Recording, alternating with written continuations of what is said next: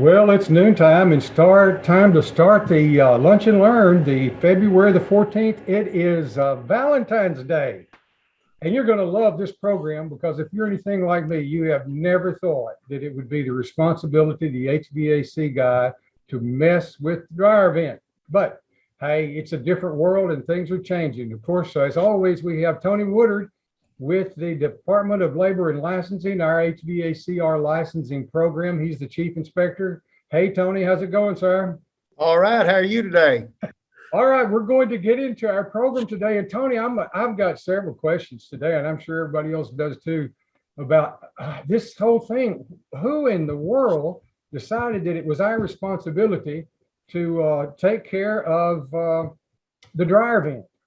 Yeah, that's a good question. I'd like to go back and find that out myself. It just kind of fell in our lap, I guess, starting in the early 90s. Well, I wanted to start with kind of a funny with this particular picture right here. You probably don't. You're much too young for it. When people used to hang their clothes out on the clothesline, if the only thing we had to worry about today was just going out and putting up a tee in the ground and stretching some wire, it wouldn't be a big deal. No, I'm not too young. I have one of these. Still yet, huh? I've converted it into hanging up my blueberries grow on it, but blackberries. Okay. But Right. Yeah. So anyway, obviously we've gone from a time when we did this to a time that we did this. And now then, as I said, many times I've said in our programs and is that, we used to not even, or I used to not even know what in the world the B in HVACR was and why it was even there. And I guess I'd like to know who put that in there, and all of a sudden we're responsible for ventilation of all kinds. Yeah, and I really believe the misconception with HVAC was V standing for vents, like our flue venting. I really believe that's where they were thinking the ventilation part was regulated as the flue venting, which if you read chapter 8, chimney and vents, it says ventilation, so it can be confusing. Well, there are lots of other things other than venting a gas furnace. All right, here we go. We're going to talk about closed dryer exhaust. And I guess first, I'm going to start off and say it is the responsibility of the HVAC contractor to install the closed dryer vent. Is that a correct statement? It is such a gray area. I'm going to stand here and tell you today, yes, it is. Now, can a homeowner or a builder themselves install it? That's where the gray area comes into with some of the municipalities out there as to, well, yeah, the builder or the homeowner. It falls into mechanical code. So therefore we look at it and regulate that that's the mechanical contractor's responsibility. I do know some plumbers do it. It's not in the plumbing code, it's in the mechanical code. Therefore we regulate the mechanical contractor as the responsible party for this. Well, I guess my point is that somebody else may do it, but we wind up being responsible for it being done correctly, right? That's right. So you might as well bid it and do it, or ensure that whoever does it is correct. We've had a big change in the new 2021 mechanical code. There's 2 new pages just strictly on the dryer exhaust. After, of course, fires, we've had some more fires. So this will be regulated heavy from May 1st on when our new code goes in effect. We're in the process of training the city inspectors. So please, heat and air man, if you're gonna bid this, get to doing it right. All right. Well, this is pretty simple. This 504.1, it just says it shall be exhausted. But we're going to get into a little snafu in that a little bit later on that we'll talk about. All right, Tony, where a closed dryer exhaust duct penetrates a wall or ceiling membrane, the annular space shall be sealed. Golly, I don't even know what an annular space is. Yeah, and we get further along and they're going to tell you not to make that duct like an annular, but they're going to want it to stay in its circumference, not to squeeze it down, make it oval, make it like a football. We're going to get further into that. So that is kind of, that's funny, the wording on that. But the fire caulking, I want to put this clear, your HVAC caulk that you buy, the 12 tubes in a case or 15, whatever, it is approved draft stopping caulking for this type of installation, whether it's rated fire caulk or not. That is an approved draft stopping material to go around that until we get to different occupancies where we have multi-story, multi-family living, and single family dwelling. Your regular caulk is approved. Okay, so you can't just stick it through a wall. It must be caulked. it must be caught. All right, here's the next one. Yes, Exhaust sir. penetrations.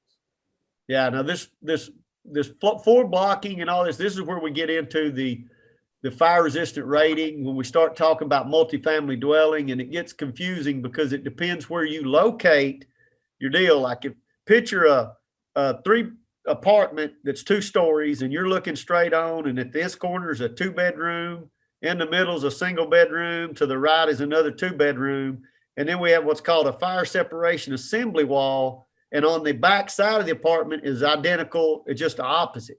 If we put everything in that fire separation assembly wall, now we're dumping up out of ARMA code and going into the fire code. Now we're at 26 gauge duct pipe instead of 28, and we have to meet all the fire blocking, fire caulking, all those requirements. So all of a sudden, if you're a residential heating and air conditioning contractor and you move over to these duplexes or apartments like you're talking about, you need some more education. Yes, sir. And the companies we see that do a lot of apartments, what you're seeing now, they're buying the 26 gauge, 4-inch, already snapped together in 10-foot lengths in bundles. They drop it off at the site and they just take their sawzall and cut it to length, so they don't have to snap it. Ah, here we go. Now we're talking about the 4 inches and the size. The 4 inches in the size, and it must maintain that now. They used to sell your clearance pan, like when you're sitting on that floor in that utility room and you're going to run this vertical, you have to go into what looks like a dish pan, a vertical dish pan. They used to sell a 4-inch pan for the 2x4 wall. That's no longer going to be allowed. It will be on a 6-inch 2x6 wall, and that pan will be large enough so when your 4-inch pipe enters through the top of it, it is that circumference all the way through. It will extend 2 inches down. It must be 28 gauge and have enough lip on it for you to bring your transition duct, or they're calling it transition duct, what they call the flex connector, off the back of the dryer. Okay, let me play devil's advocate. Contractor gets into a job. He's going to run the dryer vent, and he looks at that wall behind it, and it's only a 4-inch wall. What's he going to do? Better be on the outside wall to put it straight out the outside, or he better get with them on the front end and let them know can't do it anymore. So, and you and I are kind of self-regulating this ourselves with having the distributor meetings, or you're letting them know what they can and can't stock to kind of help resolve this, to where if he goes out there and he's got his 2x6 pan, he goes to a 2x4 wall and he's going, ain't gonna fit, boss man. We got to back up and do something else. so we just need to hope and maybe educate ourselves, the builders, to understand that that's got to be a 2x6 wall there. And this code is in the new IRC strictly for the builders, so they'll be aware of that. Here we go. It's got to support it. Yes, every intervals, and that 4 foot now, that's used to, people would get confused. It's not just 4 foot horizontally, it's 4 foot vertically. So if you've got, and now folks are building the 10 foot, a lot of your 9 and 10 foot ceiling heights. Now you're going up, you're going to support that vertically as well, not just stick it together, screw it, and caulk it in. It's going to be every 4 foot, it's going to be supported vertically like it would horizontally. They did put the language in for the screws, the little 5/16 half-inch zip ends, to where it will not penetrate more than an 1/8 inch. You can do that. You can use the screws now. It's in the code. The language is in there. But your standard screw that you're going to use on most duct, it's going to be a little too long, isn't it? It's going to be a little too long. It's going to be, the standard zips they're more like a 1/2 inch. They're getting up there more like, especially the zip ends. Now I've seen you can still get the old 5/16 zips. It's just hard to find them. And I understand distributors, they stock what moves off the shelf. I do understand that, but this is now, how are we going to inspect that? I guess when you go to your dish pan, we might look up in there and see that way. This is, let's be honest, guys, and let's try to use the shortest screw possible on this. And of course, the reasoning behind it is so it doesn't catch the lint and build up, wind up creating a fire hazard. Right. All right, here's an example of what you were just talking about. Yes. That pop rivet, that's really going old school.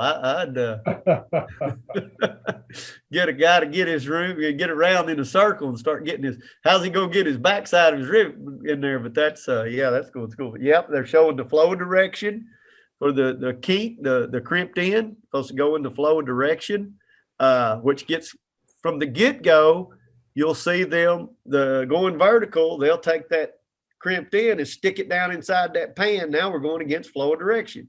That's why that pan is sized now that full cut, fresh cut side of that 4-inch goes all the way in, and then the crimp, will be going upward in the flow of direction. Our next one, transition ducts. Yes. So, when we look in the commentary, they use the pictures on commercial a lot of time, but this is what they're saying, your transition duct. It is your flex duct, so you can slide the dryer out. It's the flex connector. That's what they're talking about. They want it to be a UL. That white vinyl one, if you start seeing that, we haven't seen a UL one proved. It's going to be the metallic aluminum, heavy duty, heavier. The little white, it brittleizes and breaks. That little white one. We have not seen a white one that's got the UL stamp on it that's approved. So watch for that. Maximum length of the exhaust duct shall be 35 feet. This is really a head scratcher because we have some dryers and we have some, I'll give you some townhouse occupancies where they're maintained. It's a retirement type deal. And these individuals really have 24-hour maintenance. They don't change the air filters for their air condition. These folks actually do a quarterly cleaning of the dryer exhaust. They have some little deals. It's some of these certain little deals. And they've installed vertical, some high-end Samsung dryers that per their manufacturer's instructions said they can fit 67 feet. And that's where the gray area really comes into. So what we've agreed to do with this complex, when they go into their dish pan or what we're calling the transition duct, they're coming up about 6 or 7 foot, and right above that dryer vent in the wall, you're seeing a clean out box. You're seeing it's got a little handle with an eyeglass. They can look in there and see if we start building up and pull that out. But I want to stress this is a case by case job. We see the manufacturers, we know exactly what we're putting in there, but on our everyday single family dwelling home, we're under the 35-foot rule. And that's maximum length. And right here, this slide, this is how you achieve that. So you're talking about a 20-foot duct when you start looking, because you're going to have with the flexible transition duct, that doesn't deem as a 90. So you can use that and come into your dish pan, but you're going to go up and have 1 or 2 radiuses and look at the, a 90 degree, that's 5 foot. 2 of them, you beat 10 foot of your 35-foot length. You're down to 25 foot now. That's a good slide right there. And I wanted just to emphasize again how important that was, because if you start with 4 and you're going through 4, that 45-degree elbow is only 2.5 feet, but everybody's going to be using those 90 degrees, and that's 5 feet. Okay, and this is like some of our commentary. This is a commercial duct where we have the heavy duty 10-inch pipe, and they're showing your exposed transition duct. But that would be, if you had above that to where you could come. But I like the illustration about the no screen that gets technical because, okay, how do you rodent proof in that? Because after, a month or 2 of running that dryer on something, that little flapper, it gets lint build up in it and it's starting to stay open, and, you can get few, but if you're running your dryer a lot, we've learned not many wasp or things like that. It burns them out of there, but it will build up. Yeah, Tony, are we seeing more houses built with the dryer and the washing machine built on an interior space as opposed to an exterior wall? We're starting to see that. Yes, we're starting to see that because they want to hide that dryer vent. We're starting to see a lot of the vertical exhaust. And I'd say the last 5 houses that I just looked at all had on a 2x6 wall. They're building, a little larger utility rooms, and it was no problem to put the deal, except they're wanting to go vertical. But man, they're getting them. They're going a long way with them. They are going a long way. If I had my way, it'd be on the outside wall, period. But I don't have my way. The maximum length of the exhaust duct shall be determined by the manufacturer's instructions. And this is an interesting thing here that's applicable to virtually everything we deal with, and that is that the code official shall be provided with a copy of installation instructions. And where the exhaust duct is to be concealed, those instructions shall be provided prior to the concealment inspection. And this is where it's, and I'm not blaming it on distribution flow and all that, because this has been going on before we could use the distribution flow. The poor inspector has to go out there and make a call, and all he or she can really do is look to see, are we obstructing the duct? Are we securing it like we're supposed to? Are we going and meeting they have to go by the 35-foot rule on the rough end, because they do not have the manufacturer's instructions of the type of appliance that's going to be there. And I teach that, and we train that, because we don't know that dryer is going to be there at all times. These people live there 10 years. If they move, who knows what the other dryer is being brought in its place. So that's why I use that example of those retirement deals where they maintain the facility, they maintain their appliances, and the folks come and go that live there, but the equipment stays in the home. It's not changed out. It is fixed all the time. So is the heat and air man responsible to provide No, the instructions, installation instructions? no, he's not. This is where the builder, we're getting more and more precise with some of these builders. They're getting more and more involved with a lot of the homeowners on what they want. But if we stand, there's I don't like to name the builders. I won't do that now, but there's a certain company they build and they're in charge. Okay, we're going to put it right here, and we're going to be 14 foot. We're going to go up 9 foot. We're going to go out right over here. They've been going into the eve with all this. That is going to change. So they're going to have to change their installation practices. When we go to the new code, the eve, as of right now, they've been allowing them to dump these into the eve. So what you would see, Tom, they would come up with a 4-inch hard pipe. They get within, I'd say, about 6-7 foot on the inside of the outside wall, but then the end of a garage, turn it in 2x6, go up vertically, and then come over and right about 3 foot, they terminate with a hard pipe and go to the approved like flex and try to go over into the eve so that they can drop that down, and then they can put their fitting in there. That's going away. Our building code and fire code is matching with our mechanical code. There won't be anything in the soffit anymore. Soffit is designed to inrush. It's inning. Air is entering and going up. Now you're trying to push against it. So that's true on bathroom vents too, isn't it? The bathroom vents will no longer be there as well. That's correct. Power venter. Yes, sir. I have a picture now. I didn't have it in time to give to you, of the UL listed power venter that there's a guy that builds homes in Cave City, and they use these, but they run 90 feet by the time you add it all up. But he does it right. He comes up and over garage. He will build access. He'll build a solid platform. It's got a disconnect. It's got all its access to get to this power ventilator, and it has a clean out, and then it goes on and terminates out the structure. If it's going to exceed 35 feet, it shall be identified, and there shall be a tag, and this is an example of the tag. That is what they have at that townhome I've been telling you. They actually have that in 2 locations. They have it on the pull out by the clean out, and then they have it up in the attic area where they go up and it turns. They've got it placarded to the side over there. But this place maintains its maintenance very well. I mean, they do, but that is what they're requiring for that. But this is a case-by-case job. I'm emphasizing. I'm just guessing that you're going to have to create your own unless these are available for you to buy. Yeah, your manufacturer, Samsung and some of them have them. All right.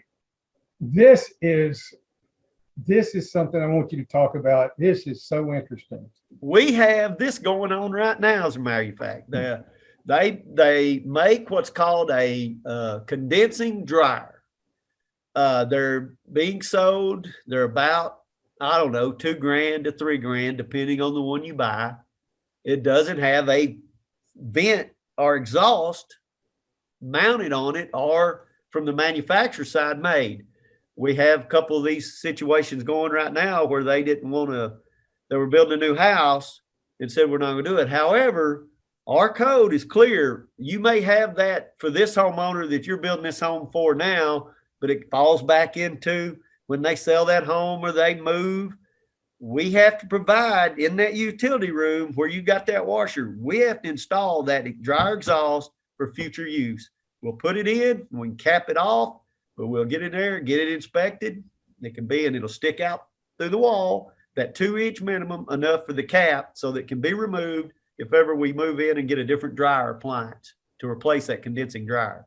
Okay, I just had this thought. It's not fair to spring it on you, but I'm going to anyway. These condensing dryers, would they have a condensate line? Some do, some don't. Some, what they do, Tom, they have a holding port. So I have seen the one in Europe that's got the water hose mounted to it. The only one I've seen here is it's got a little deal, and you fill that up with about a gallon of water. You hold it, it's got a little reservoir for, you know, the moist, warm coming through there. These are getting very popular. People are wanting to, you know, do their own like dry cleaning type apparatus. I'm just assuming that if it's a condensing unit, if it condenses, it's going to have water, and if it's going to have water, it's got to go someplace. Yeah, it pumps it into the drain and then it pumps it out, just like with its. So you'd have to connect to a drain someplace too, then, wouldn't you? Well, it goes through the same drain. You come back and go up over by where your washing machine pumps out and your standoff pump. You can see 2 of them over there. So it's got its own little sunk pump then. Yeah, behave, Tony. This is there we go. Is the picture that I wanted to for you to see. Sir. This was on Next Door this morning, and this poor family was trying to find somebody who could clean this out. This was their dryer vent, and I guess that's down through concrete, isn't it? Yes, sir. It sure is. Boy, that's a good one. Woo! You see how this right here Yep. This was stuck up opposing the flow of the air, so any stuff would collect all around there, wouldn't it? Oh yeah, and you can see some of the pieces outside there. That's a good one there. Yeah. Takes Roto-Rooter to clean that one out. Yes, sir. Woo. Well, Tony, thank you very much. I very much appreciate your time today, and I look forward to these every month. The month just flies by, and then we get a chance to do it again. We want to thank each of you for being a part of today's program. If you have questions of the Department of Labor and Licensing HVACR program, call 501-682-9201. Until next month, we wish you very well. We will be back on Monday, March the 14th for another program with Tony Woodard, State Chief Inspector. Don't know what the topic's going to be, but I can assure you it'll be interesting and valuable to your company.